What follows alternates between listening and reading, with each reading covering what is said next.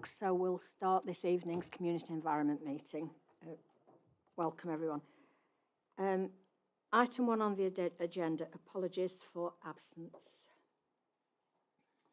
Thank you, Chair. We've got apologies from Councillor Bull, Councillor Tony Morley, Councillor Purdy, Councillor Rose, and Councillor Atkin will be substituting for Councillor Purdy. Thank you. Item 2, approval of minutes of the previous meeting. Does that find a mover? Thank you, Councillor Buttle. Thank you. Okay, all those in favour? That's carried, thank you. Item 3, public participation. We just have one, which is Mr. Peter Dobbs to speak.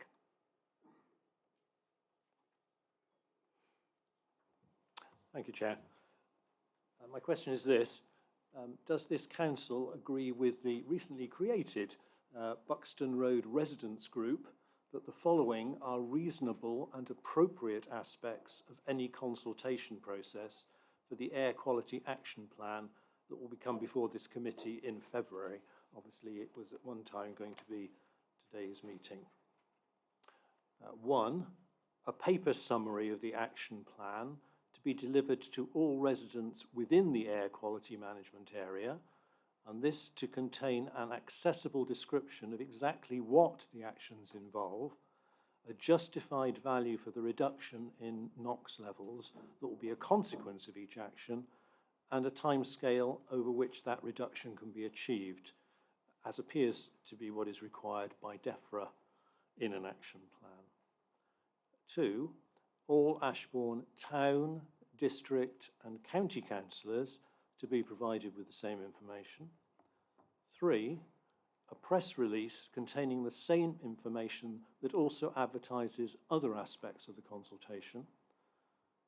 4, a public meeting at which residents can question county council and district council officers about the action plan, and I think this was agreed at the Ashbourne Forum by Councillor Purdy. 5, an opportunity to express comments about the plan, either online or on paper, and responses to include free-form comments rather than just tick a box between 1 and 5 or something. And 6, a summary of the findings of the consultation to be published on the District Council website. And if so, if they find that these are reasonable and acceptable, will they ensure that these aspects are implemented? Thank you. Thank you, Mr. Dobbs. Right, moving on. Item 4.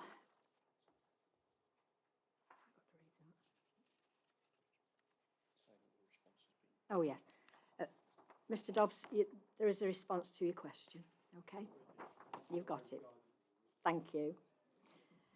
Interests. Anyone have any interest to declare? No, thank you.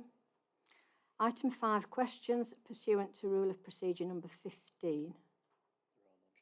Thank you. So we move on to the main body of the agenda. Item 6, Household Support Fund, round 3. Rob. Thank you, Chair. I'm pleased to bring this report to members. It sets out the funding proposals for the delivery of Household Support Fund Phase 3. By name, we've had 2 previous rounds, and the background to that is set out in the report. And with the spending of round 3, we'll have supported over 400. So we spent £400,000 in supporting 700 households across the district.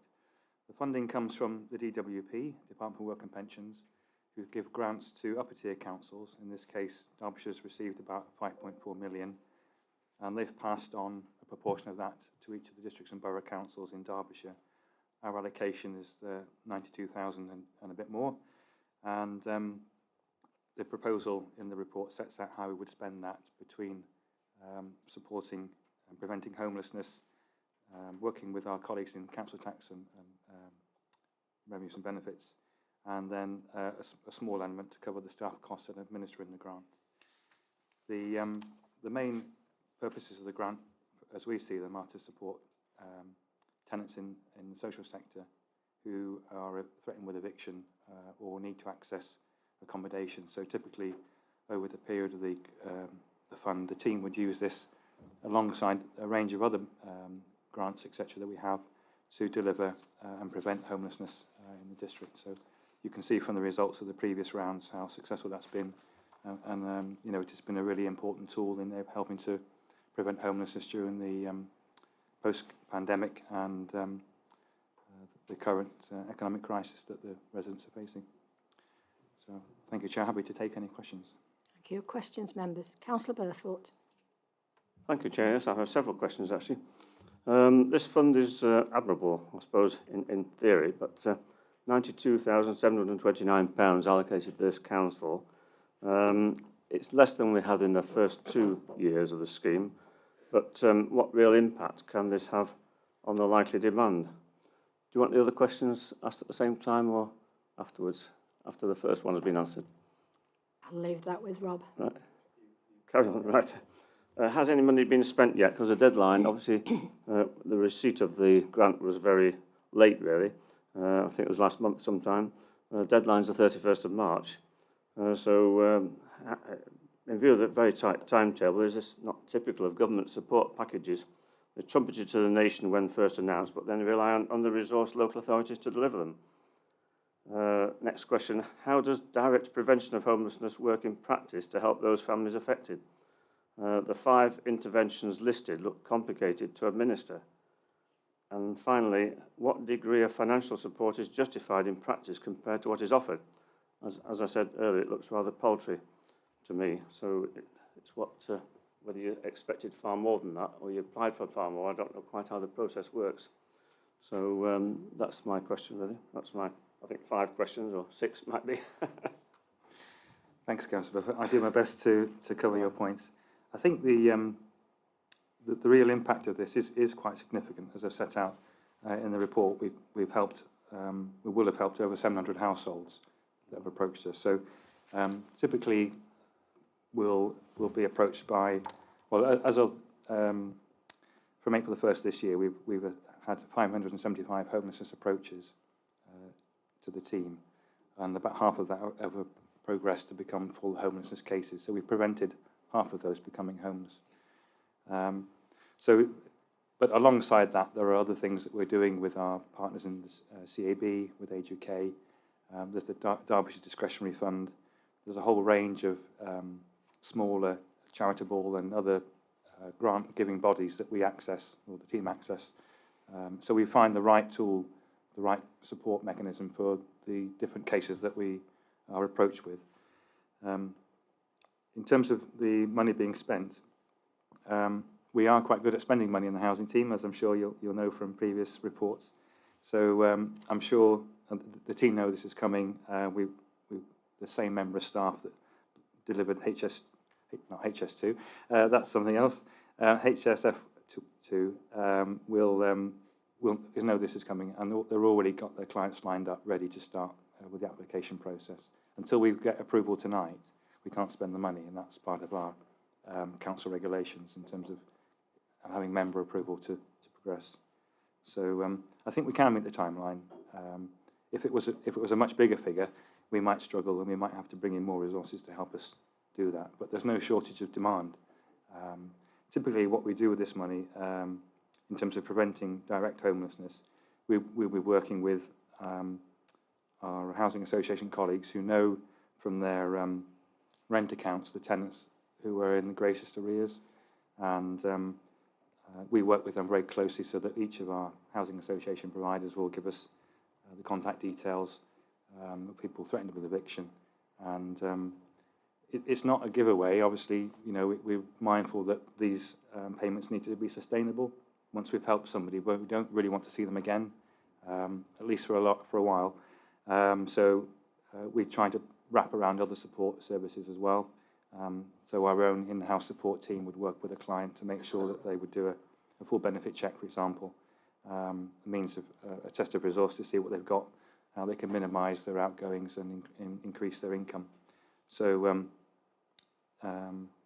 if I'm getting off track now, but essentially there are different ways in order to make this money work.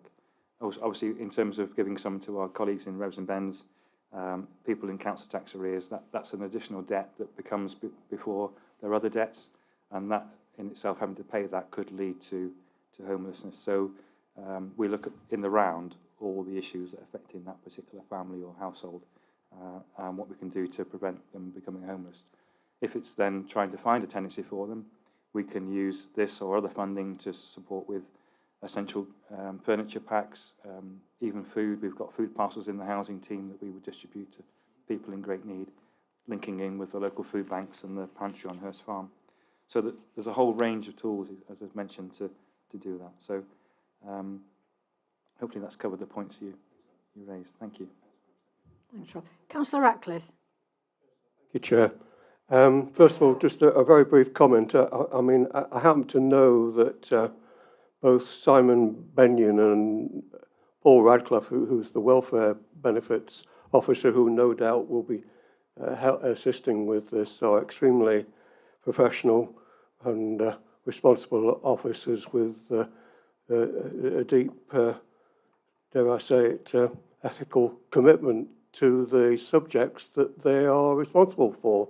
So I have every confidence that it will be well managed.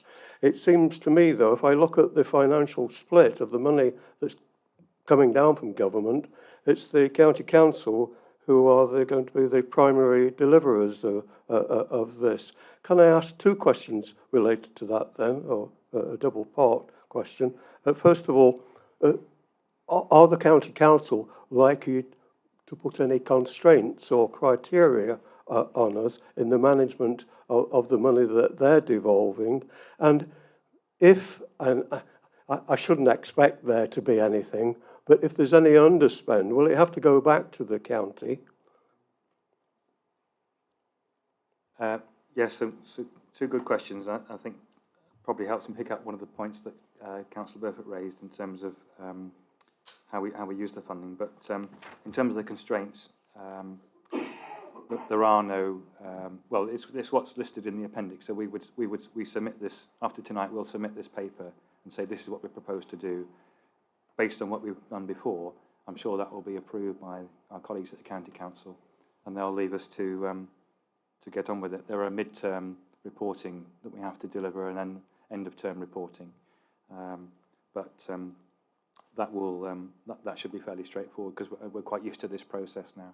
So the only other constraints are those that government and DWP imposed on Derbyshire, the County Council, in giving them the grant. So behind this is a lot more guidance that has come from government that I've not put in the report particularly, but essentially what we, if you imagine a rather large cake, we're getting quite a small slice, but across the whole package, all of the different elements that the government want to see supported are in that whole package. So we've got more flexibility locally to deal with homelessness and housing, but that's limited to our part of the cake, essentially. The much bigger part will be particularly around disabled people and older people who are different needs to the sort of general homelessness cases that we would receive. But that will be delivered by the County Council.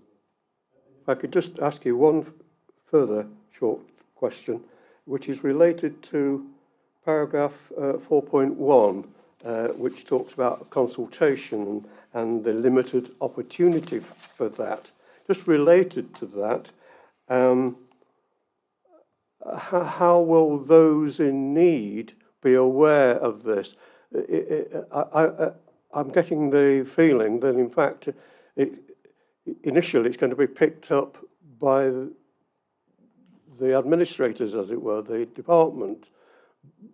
But might there be any form of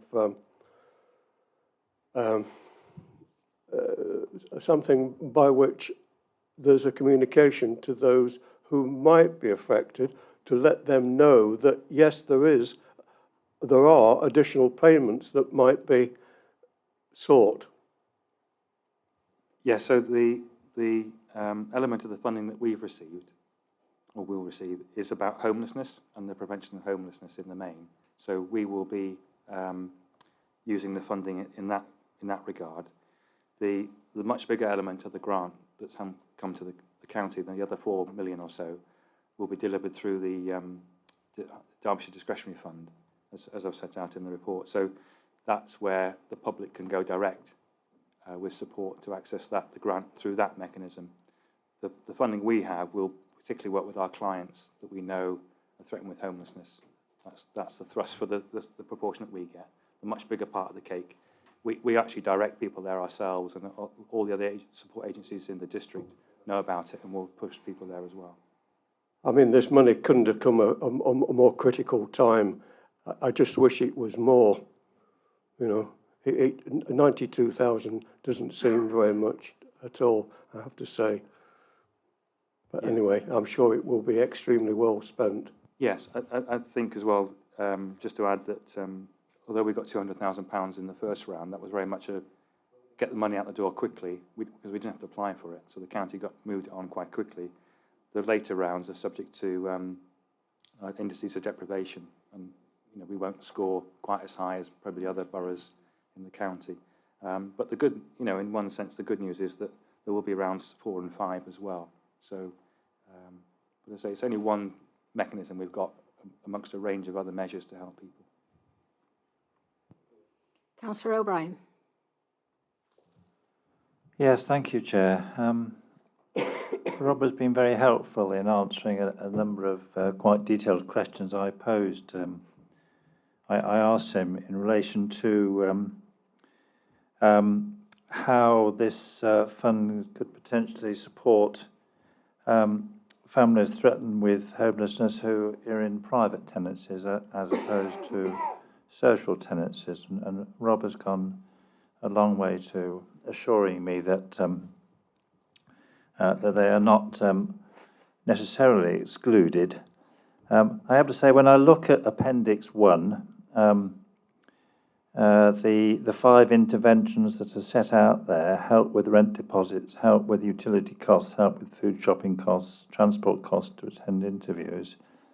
Certainly those first 4, I feel they're just as relevant to families in private tenancies as those in social tenancies. And I know in my ward there are a number of very responsible private landlords whose tenants nevertheless are suffering financial hardship at this time. So notwithstanding the answers that Rob has given to me, I would like, I think, a public assurance that if there are instances where tenants in the private sector are at risk of homelessness for genuine reasons, as set out in this report, that the fund is available to support them. And I think that is something which I hope colleagues would agree that there may be circumstances where those tenants would be very worthy of support.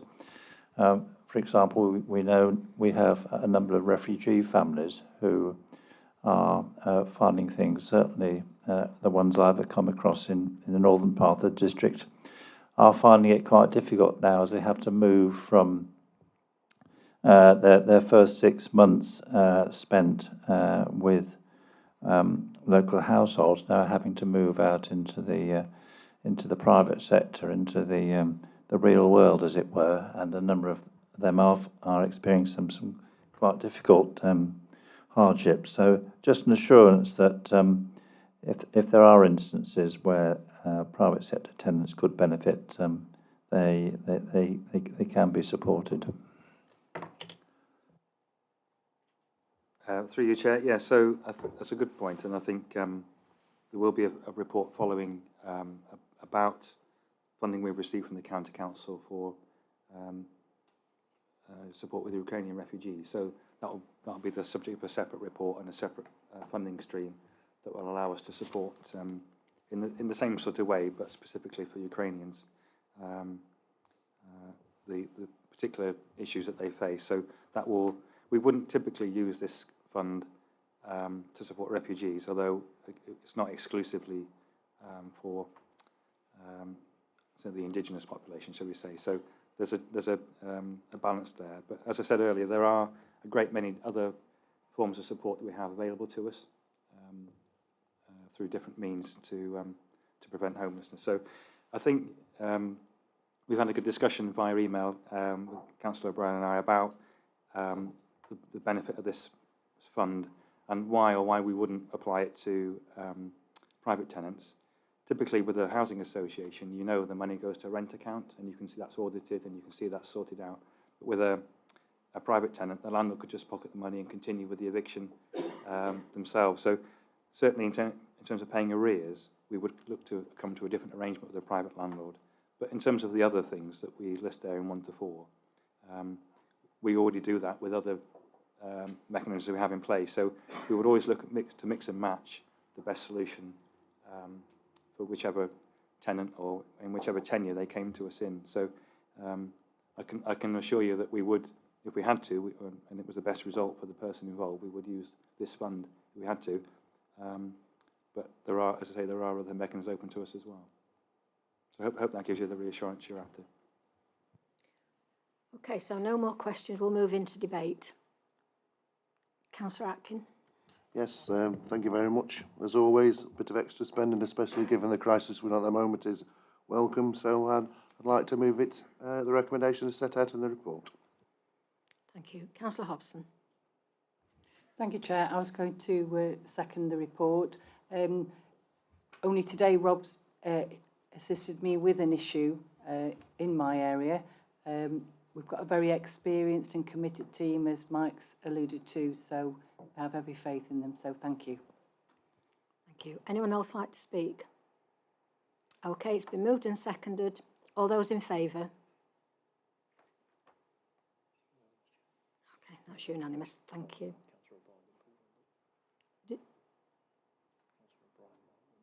Okay. Councillor O'Brien, do you want to abstain? You put your hand up, did you? Okay, thank you. Yeah, Councillor Stevens abstaining because he wasn't here.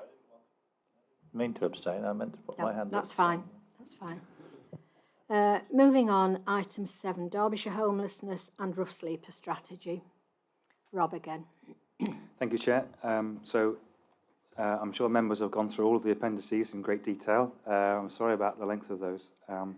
But essentially, as the report sets out, through the COVID crisis, the housing departments essentially across the county worked together far more closely than perhaps we had done previously, although there is a long history of joint working and we brought a lot of investment into the entire Derbyshire area in our joint work. And the Derbyshire Home Officers Group is one of the better examples, I think, of joint working across all the districts and boroughs.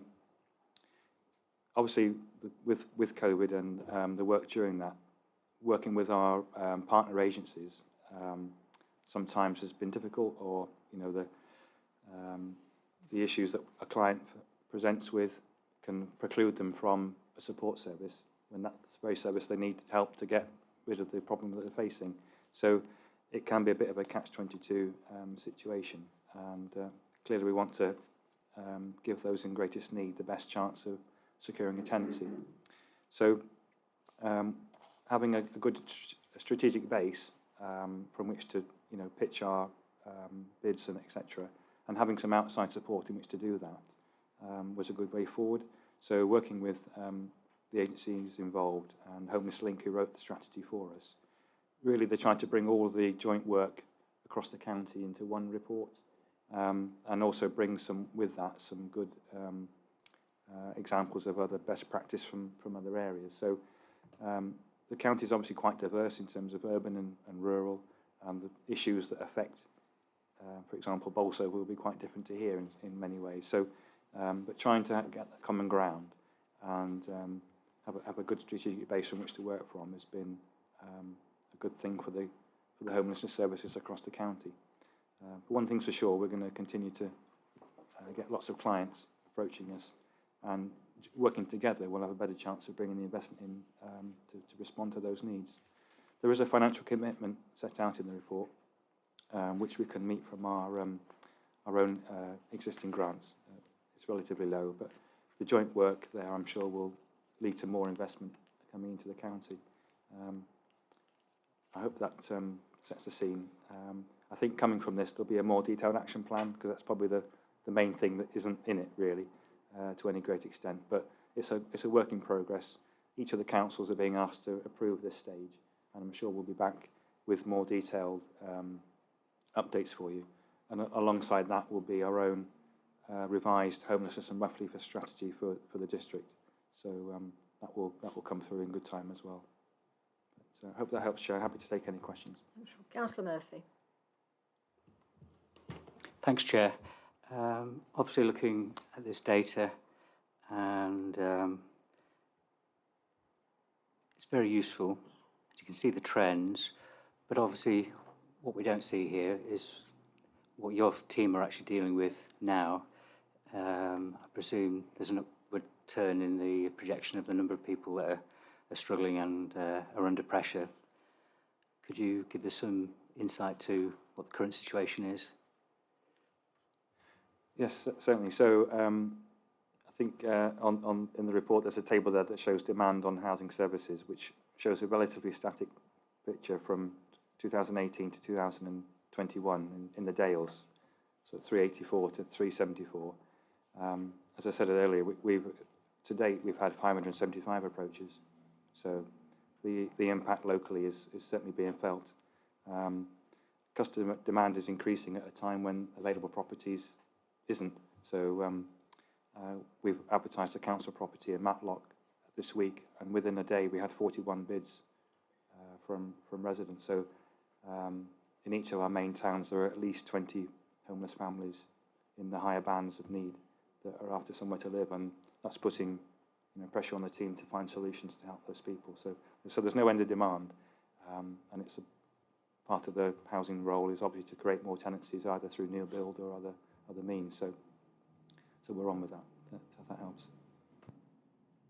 Councillor Ratcliffe. Thank you again, Chair. This report, etc., relates very much to the previous one, of course. So all my comments as from before stand. It's accompanied, though, by a very interesting document, the strategy, Derbyshire strategy on homelessness, which, as you say, is still being added to and developed. But it's one of those documents that is fairly lengthy, and you feel at the end of it that you need a stiff whiskey.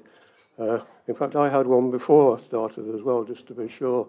But I wanted to ask you 2 questions related to it, so I hope you're ready to detail as well. I'm sure you have. One of the things that stood out for me on those charts is related maybe to this general area that my colleague Peter O'Brien has touched on, which is about the private landlords and the housing sector there that they have a hand in, because the point I picked out was that the percentage of social housing evictions is high across all districts, and therefore there is a case, a very strong case, to work closely with social housing providers to secure commitment to make it a more corporate priority for them, to nip it in the bud, to reduce it, to see that there's intervention. Now, my question related to that is, what moves are we making, ourselves or with others, to see that it does happen? Thank you. So there's quite a lot behind that, so I'll do my best to summarise it. But essentially, we know from any rent account is monitored by the association itself, and they will flag that when it reaches a certain point in arrears. So it can be quite quickly, if you're paying £450 a month if you lose hours or you're made redundant or whatever it might be, and you're struggling, you don't get your housing benefit form in, you can quite quickly run up significant arrears. So when associations typically start the process for eviction, they'll know to approach us because they have a duty to let us know about an impending difficulty in terms of eviction. So we would get involved at that time as from a homelessness prevention point of view, and our staff would try and work with the client to support them to maybe through the HSF that we discussed earlier, making a payment through that, or trying to agree another settlement with the housing association. We'll try and stop them going through the legal process and frustrate that essentially in order to prevent the eviction. But there are cases when there are some people that either don't respond to the help or don't want it, and they keep pressing the self-destruct button, and you can't turn them around. And sometimes people fail, and then we pick them up when they become homeless as a result of the eviction. So we can offer all of these services, but people have to engage with us. So it's a difficult one. Housing associations, they need that rental income to fund their development program and the maintenance of the stock. So as businesses, they're quite obviously keen on collecting their rent, and they'll have quite evolved income teams to make sure that happens.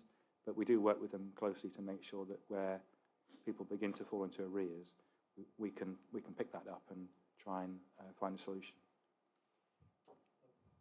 If you'd allow me to just to mention it, Chair, it's not a question as such, but something else I picked up as there that I think needs airing publicly is that Derbyshire Dales has one of the highest rates of homelessness prevention. If I could, Chair, just indulge you slightly. And that's down to the fact that members have supported the housing service, particularly with investing in Age UK and the CAB and our own in-house support service. Our sole aim is to stop people becoming our customer. And if they do, we then have a service to which we can refer them. And we invest about £300,000 a year in those services.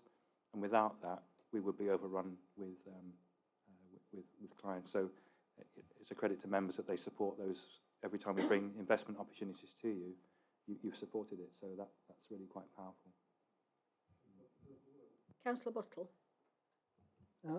Thank you. This is really very interesting. I knew almost nothing about what we did for the homelessness issues or for people in difficulties, and it's been really helpful. I think I've read pretty much all of it, and we're clearly, it is reassuring that what we're doing seems to be working. What I couldn't really identify is how things are changing with the new strategy. What is the actual key difference between what we were doing before and what we'll be doing next? Thanks. That's probably the hardest question this evening. I think the action plan that will flow from this will be answering that particular point. But I think now we've got a glossy document, which is essentially what this is. We can put this in front of funding agencies and make better cases for investment. There's no shortage of government funding out there to bring into the district and into the county. And once we have this adopted document, talking to our own county colleagues, probation, health services, it all begins to show that we're joined up and we're a safer bet for investment than perhaps Nottinghamshire is, or Rutland, or Leicestershire. So it will give us an edge, I think, in terms of bringing that investment into the county. Councillor O'Brien. Yeah, thank you, Chair. One of the things I've found that as you become older, you become more sceptical. Now, there's a lot of very good words and strategies and actions in this document, and I've looked particularly at the actions. Work towards increasing the provision of appropriate affordable social housing. develop a comprehensive and attractive county-wide landlord offer. When do we anticipate that we will actually see these sort of actions coming to fruition? It's fine for us to agree a strategy this evening, but I think what we're all interested in is seeing the strategy and the actions delivered. So, what is the timescale associated with this piece of work? When are we going to see the results of these very laudable actions set out in the strategy?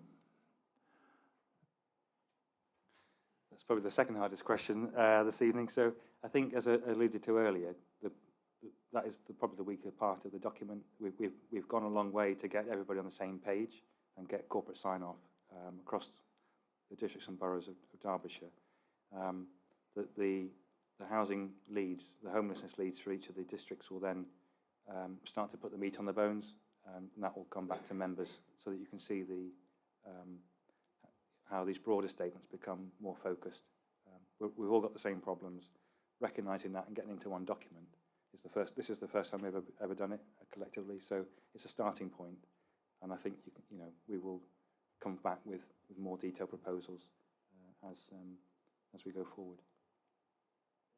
Do we have a timescale as to when you will come back with a programme to tell us when these actions are going to happen? Is there a timescale on that? I don't have one at the moment, no. Okay, no more questions. We'll move into debate.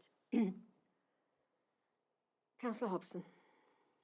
Thank you, Chair. I'm happy to move the report and the recommendation to adopt the strategy. It's only by working together, that we will get, as Rob said, get the funding in there. This is the first stage, and we will have the action plan. So I look forward to it moving on. Thank you. Does that find a seconder? Councillor Ratcliffe. Okay. Does anyone want to speak in debate? No. Okay then, move to the vote. All those in favour?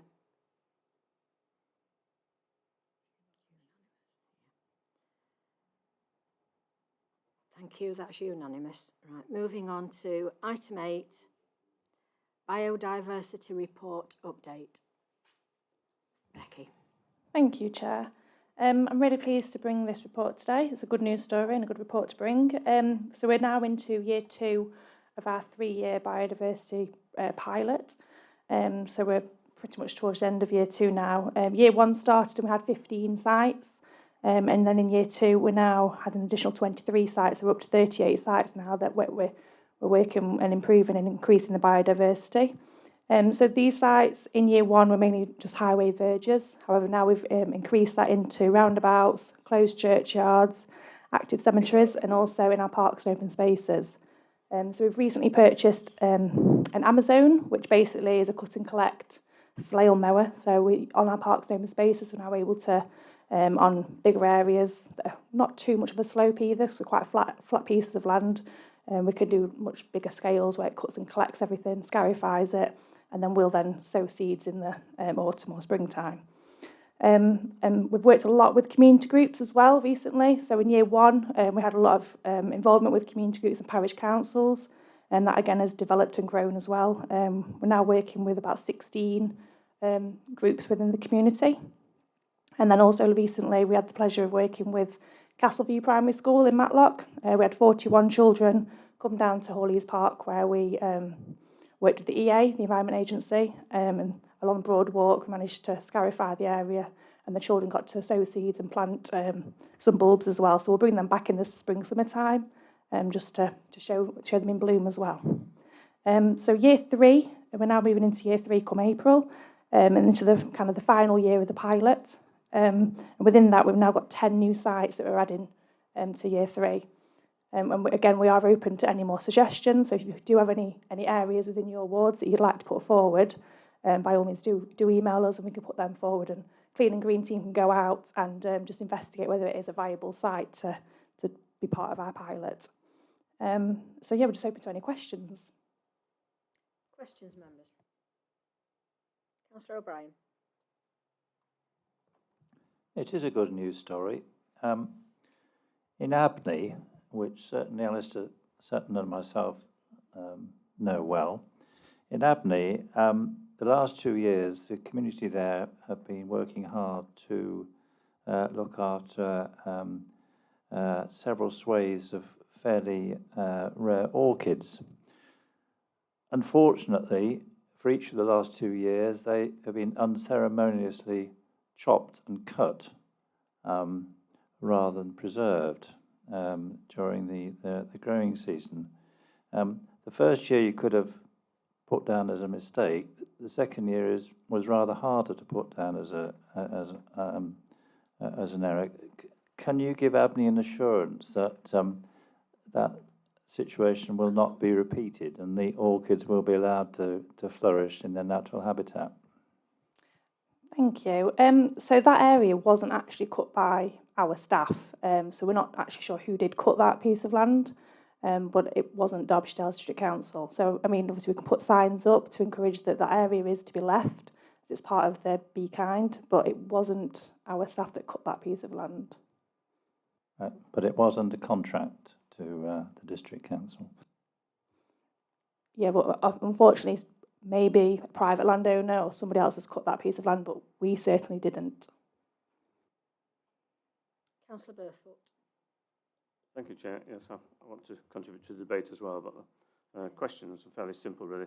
I welcome the purchase of the Amazon flail mower, which collects cuttings, but are officers confident that this single machine is going to be adequate to cover the whole of the district as this scheme progresses over the next few years? Because obviously it's only a single machine, and it can't be used more than once at a time.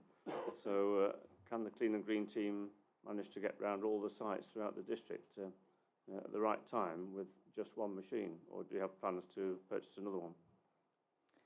So at the moment, that Amazon, we have just got the one, but it is only really suitable for bigger, larger areas because you have to put it on the back of the tractor. So it's something that we'll be looking at what other options there are. But again, we will continue to work with community groups and support them as well in regards to collecting, and whether that means them breaking, we'll collect any of the cuttings, but we will continue to do that. And another question, really. I welcome the extension of the scheme to cover roundabouts, closed churchyards, etc. I wonder if Matlock St Giles churchyard has been included at all, because it's a fairly iconic site in a way. It leads up to the One Row, of course, at Pictor. It's very low fertility ground. That's I've observed when I've been there, and it's not. I don't think it's legally closed, but it's dormant, shall we say, at the top end. It doesn't tend to be used for burials very often. So I think it doesn't have to be a closed churchyard. I think a site like that could well benefit from an initiative in terms of management to encourage more wildflowers. Thank you. Well, I've made a note of that, and that's something that I can pass on to Clean and Green. So the idea of tonight as well is to get feedback from yourselves around any other areas that you think could be suitable. So again, if it is suitable and something that we can look to do, Clean and Green team will go out and just investigate that to see if it is a suitable area. Right. Thank you. Councillor Wayne. Thank you, Chair. As a comment first, I'd like to thank the works. I was fortunate enough to go down onto the Broadwalk and help with the event where the young children from Castleview planted the seeds and the bulbs. It was a really enjoyable day. And that's where we need to start with biodiversity, young people, and then they need to come back down and they need to look at, the fruits of their labour, hopefully.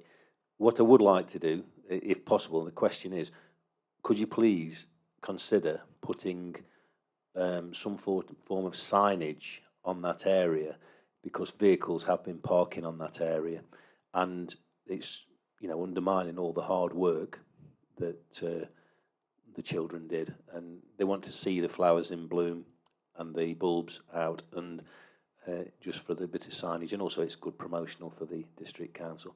And I'd also like to just thank the involvement of the Environment Agency, because they are doing a lot of work on the flood wall, and they're also engaged in a lot of initiatives around the town, and I think it's really good what they're doing. So thank you very much. Thank you. Councillor Just, Buttle. oh, sorry, sorry, just on the Becky. signage, yeah, we'll put some signage up. So we've got the signs already in most of the areas, but yeah, that's something we'll put up because there are vehicles that sometimes do end up on that grass verge. Councillor Buttle.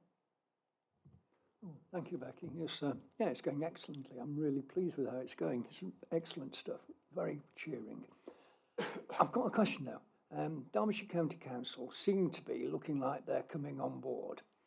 Do you get the feeling that they're enthusiastic, or are they just kind of being quite cautious?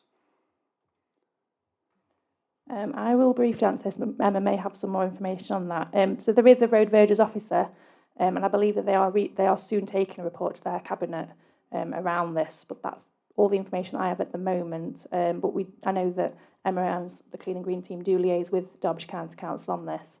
So it's definitely something that they're working on now. They've got a verge officer in post as well.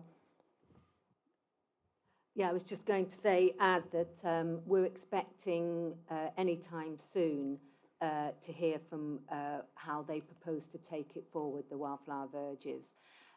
They're just ironing out the details now, so I imagine soon after Christmas we'll hear from them. So it's reasonable to expect a new regime come next spring.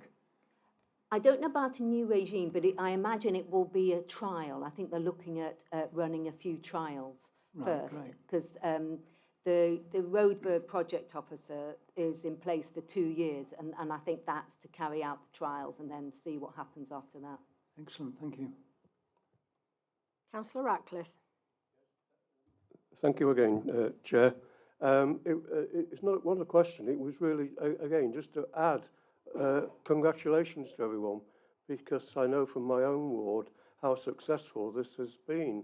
And of course, it's had the full support of the local environment groups who've seen it as a very worthwhile initiative. If you'll forgive me for being flippant, and it's not my intention, but when I read the report, I had to laugh. I came across this paragraph that you probably know what I'm going to refer to, but just for the benefit of others, it's paragraph 2.9. It read at first like something out of the Vicar of Dibley, and I have visions of flying cassocks down the high street. Rural verges tend to start at the edge of residential areas and have speed limits of 40 miles an hour and over.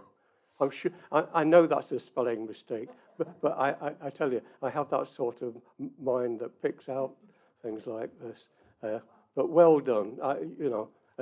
Long may this sort of initiative continue, because it might be a small thing, but I think my colleague, Councillor Buttle, would agree, and everybody else, I'm sure. This is one more arsenal in Derbyshire's response towards climate change, etc. It is making a difference, small though it might be. Councillor Buckler, did you have a question? I was just going to come back to the point that Emma made. I haven't got a question about it, and actually it feeds into the point that Mike has just made. Until recently, Derbyshire Dales has been regarded by the local authorities within Derbyshire as part of this, because of this project, as one of the, we will be regarded as one of the pilots for the Derbyshire County Council work because of the work that we've been doing with South Derbyshire, which I think we should be really pleased about. So which sort of is saying about the work that Emma and the Clean and Green team are doing has been, is really well regarded across the county. Councillor Finnis. Yeah, thank you. Thank you, Chair. I think we've got 2 or 3 sites in Barrable which seem to be going very well in Barrable Ward. The one at the south end, which is the biggest, I think, it seems to be covered in dandelions all the time. You know, there's not much variety there. I understand that we don't plant seeds, but is advice being given to the community group about this, or? I know that Bradwell have actually been doing quite a bit of work of Yeah. seeding and collecting seeds from local farmers. Okay. But I think with some sites it's quite difficult, particularly where the soil is so fertile. And it's going to take a few years of cutting and collecting to try and reduce that soil fertility. But dandelions are good for pollinators Yes. as well. So, but yes, I take your point. You know, it would be Yeah. nice to see, but it just requires a bit of patience. Yeah, I think on the other side there is a variety, you know, but not at the one at the south end. Thank you. Thank you. Right, we'll move into debate. Councillor Burfoot. Yes, thank you, Chair. Yes, I'd like to add my congratulations to Becky and Emma, and also add to those, obviously, the Clean and Green team that are doing the work on the ground as well, but also to add Sam Grisman and Rob here, and Mary Christine as well, for all the work they're doing around Hurst Farm, our plan for the future on this subject. But I also, well, talking about the Ark, for instance, the Ark has been mentioned, I think, but it's quite a big site, extensive site, loads of potential there.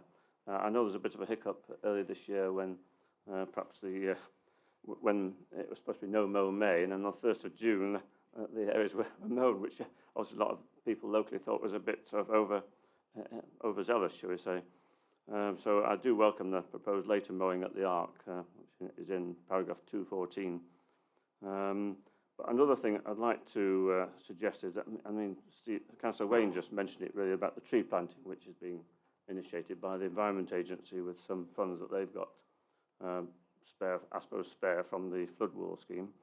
But there's a lot of scope for, I think, more tree planting on road verges and other sites within the town and around the Ark as well. Obviously, members will be aware that an initiative I took a few years ago to plant trees at the Ark, that's been quite successful, although, funny enough, the fact that that area isn't mown now has encouraged natural regeneration of species in the area, not necessarily the ones that we planted. Some of those have been lost in the drought, but then they've been replaced by naturally regenerated trees in the same area. And it's amazing how, if you don't mow an area and you planted a few shrubs and trees or whatever, how many extra trees come in and colonise that area. So I think that's probably a good example of how we can increase biodiversity, not just with wildflowers, but also with trees as well. And I think this council, under the Climate Change Initiative, does propose to plant, I don't know how many thousands of trees it was going to be, but I think we need to look for sites, you know, surplus council land where tree planting or copses can be planted, probably more at the Ark as well than we've got at the moment. There are also wildflower verges on main roads, like, for instance, the Bakewell Road between Matlock and Darley-Dale, where the Environment Agency, with some colleagues of mine and myself and Sue, helped them plant some trees on that area, and that's going to be quite welcome, the oak trees, so they're very good for wildlife anyway.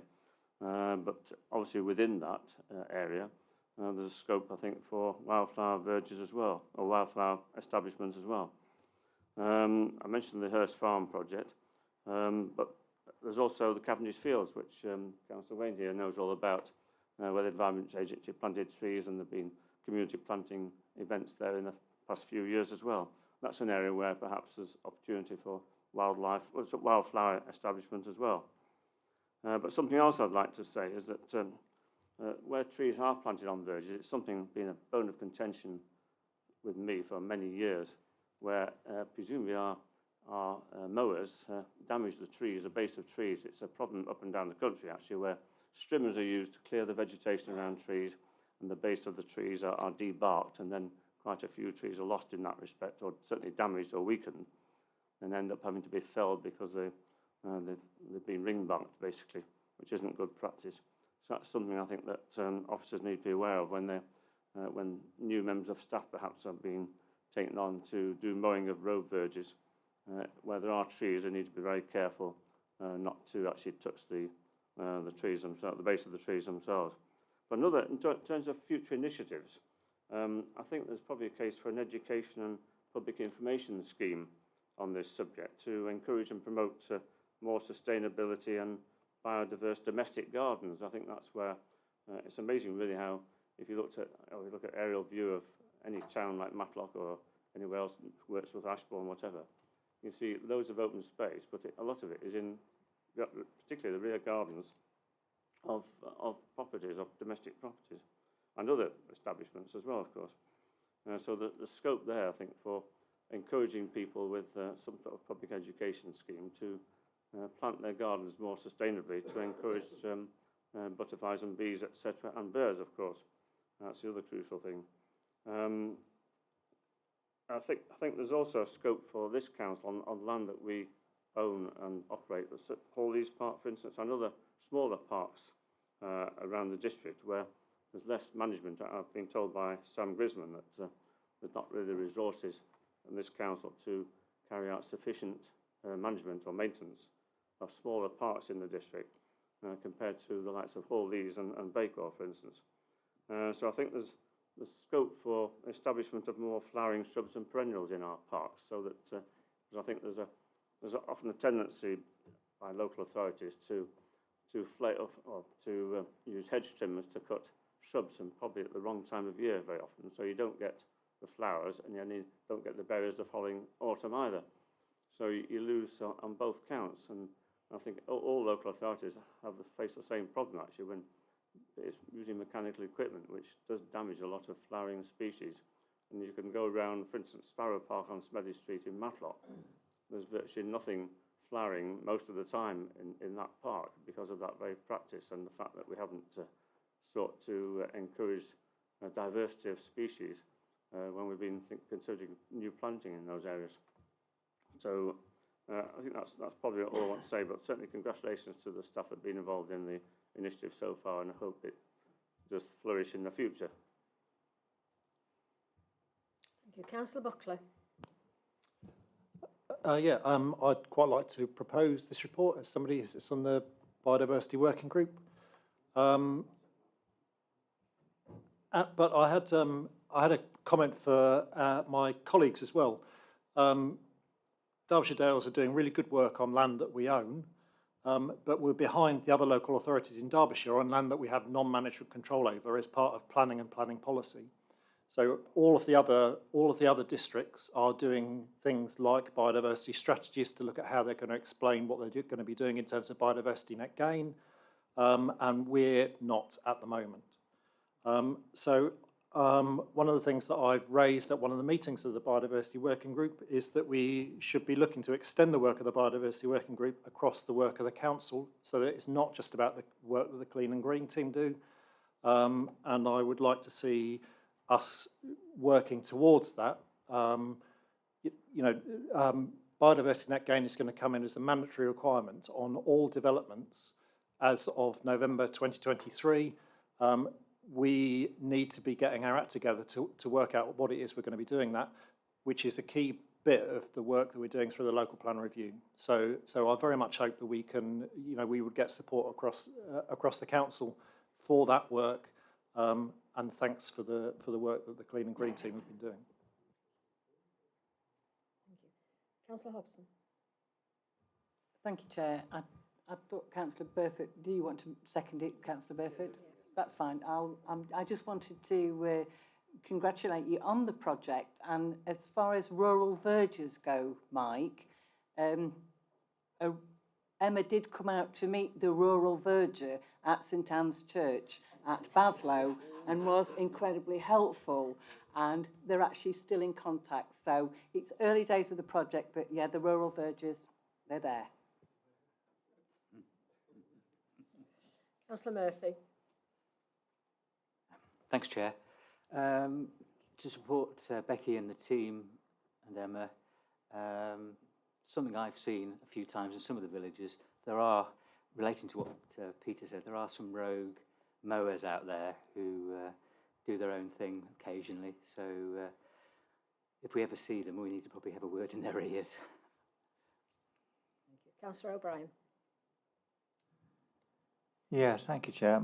Despite my earlier grumble, this this is a really positive initiative by the District Council.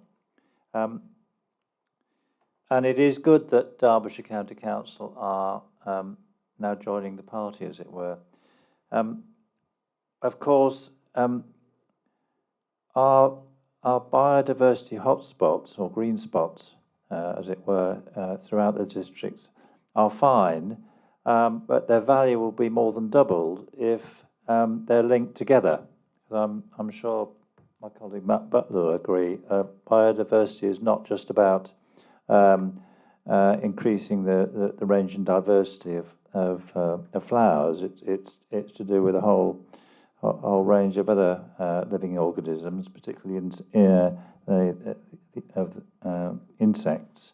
But they need to have a connecting network of sites rather than isolated sites. So I do hope that when the team negotiate and discuss bringing the county council on board more firmly, that we can use our status as a pioneer beacon authority in this respect by encouraging the county council to look at verges which link our existing sites together. So I think that will add amazing value to the good work we're already doing. So I would encourage our staff to see whether we can get the if there are to be county pilots, get the pilots here in a way which link our villages and our towns together, so we actually build up a really top quality biodiversity network. Thank you, Chair. Thank you. Anyone else like to speak? Okay, that's been moved and seconded. All those in favour?